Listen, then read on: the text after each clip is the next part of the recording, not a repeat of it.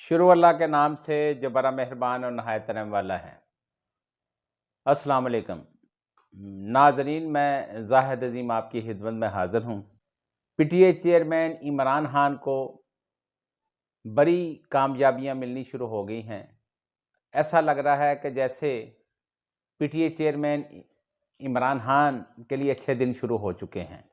P T A chairman Imran Khan cipher case کے اندر Adiala jail میں قید کاٹ رہے ہیں۔ اس کے ساتھ ساتھ ان کے اوپر 2 مزید مقدمات کے حوالے سے بھی ان کی گرفتاری ڈال دی گئی ہے، لیکن اسلام آباد ہائی کورٹ کے ڈویژن بینچ نے ان کے حق میں ایک بہت بڑا فیصلہ دیا ہے۔ اسلام آباد ہائی کورٹ نے سائفر کیس کے اندر chairman P T I Imran Khan کی اپیل پر سماعت کرتے ہوئے جیل ٹرائل کو روکنے کا حکم جاری کر دیا ہے۔ اسلام آباد ہائی کورٹ کے 2 رکنی بینچ، جس میں جسٹس میاں گل حسن اورنگزیب اور جسٹس سمن رفت امتیاز شامل ہیں، 2 رکنی بینچ نے پی ٹی آئی چیئرمین کی طرف سے انٹرا کورٹ اپیل کے اوپر سماعت کی، جس پر سائفر کیس کے حوالے سے جیل کے اندر ٹرائل کو روکنے کے لیے استدعا کی گئی، جسے اسلام آباد ہائی کورٹ نے منظور کرتے ہوئے حکم جاری کیا ہے کہ جیل کے اندر سائفر کیس کے حوالے سے جو پی ٹی آئی چیئرمین کا ٹرائل ہے اس کو روک دیا جائے۔ تحریک انصاف کی طرف سے سلمان اکرم راجہ اور اٹارنی جنرل حکومت کی طرف سے پیش ہوئے۔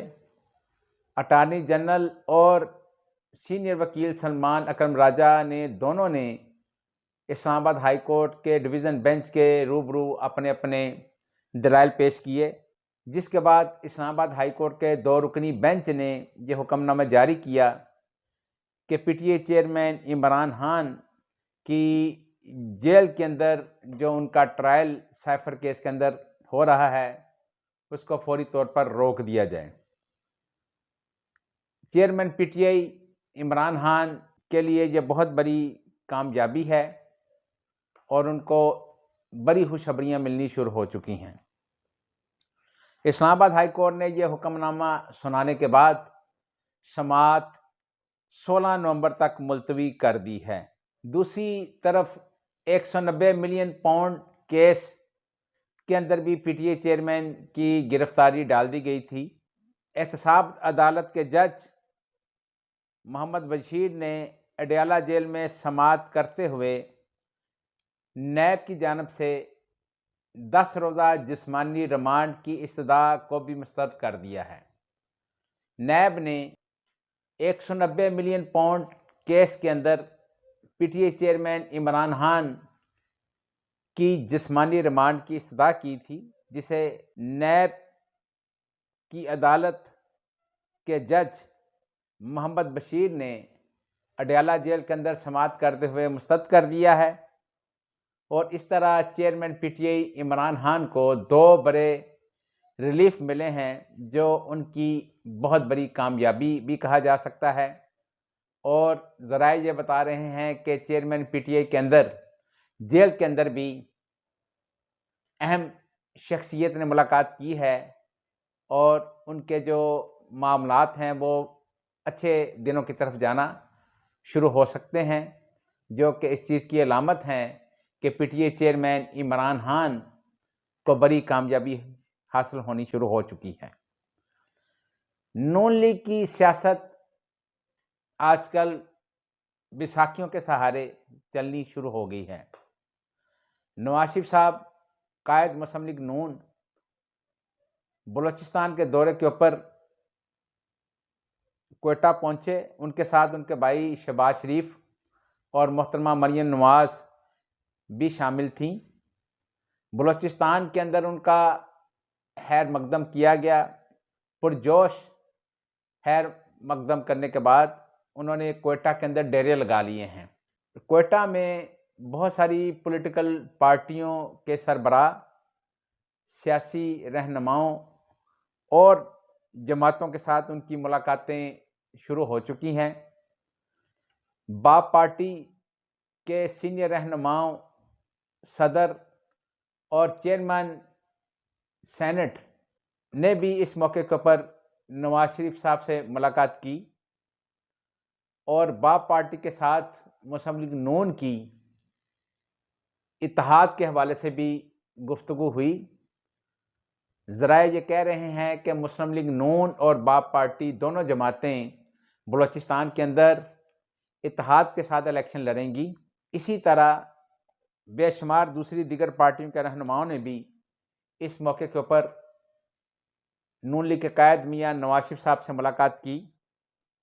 سابق وزیر اعلیٰ جام کمال نے بھی اپنے ساتھیوں سمیت نون لیگ کے اندر شمولیت اختیار کر لی ہے۔ کیا مسلم لیگ نون کو اب آگے حکومت بنانے کے لیے بیساکھیوں کی ضرورت ہے؟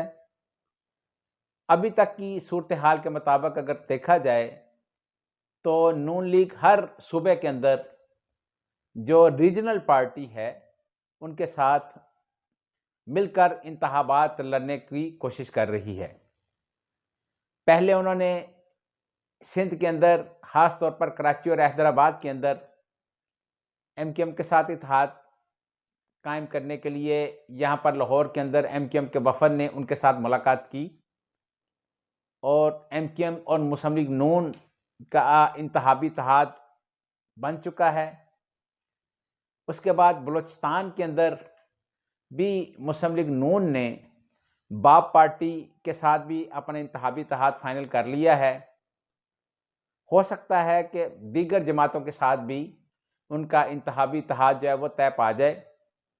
جے یو آئی کے ساتھ آلریڈی نون لیگ اتحادی جماعت ہے، لیکن یہ بھی کہا جا رہا ہے کہ خیبر پختونخوا کے اندر ریجنل پارٹی جس کے سربراہ پرویز خٹک صاحب ہیں، ان کے ساتھ بھی انتخابی اتحاد بنایا جا سکتا ہے اور ان کے ساتھ بھی شراکت داری کی جا سکتی ہے۔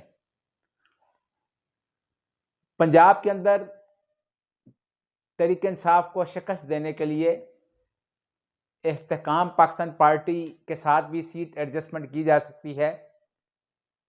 اس پر بھی مسلم لیگ نون کے اندر مختلف لوگوں کی رائے لی جا رہی ہے اور یہ ہمیں ہمارے ذرائع بتا رہے ہیں کہ استحکام پاکستان پارٹی اور مسلم لیگ نون کے درمیان سیٹ ایڈجسٹمنٹ بھی ہو سکتی ہے اور اس کے لیے دونوں پارٹیوں کے جو رہنما ہیں عن قریب ان کے درمیان ملاقات بھی متوقع ہے۔